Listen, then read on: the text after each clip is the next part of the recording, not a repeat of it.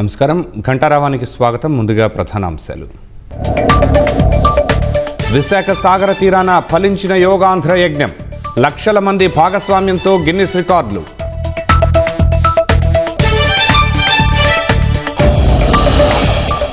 మనిషి ప్రకృతిలో భాగస్వామి అని యోగా గుర్తు చేస్తుందన్న మోదీ, సామాజిక హితానికి దోహదపడుతుందని స్పష్టీకరణ.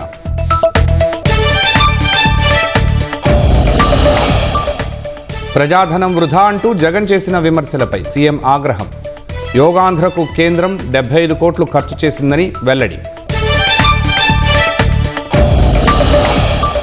పోల్ బూత్ల ఫుటేజీపై వచ్చిన డిమాండ్లను వ్యతిరేకించిన ఈసీ, ఓటర్ల గోప్యతపై ప్రతికూల ప్రభావాన్ని చూపుతాయని వెల్లడి.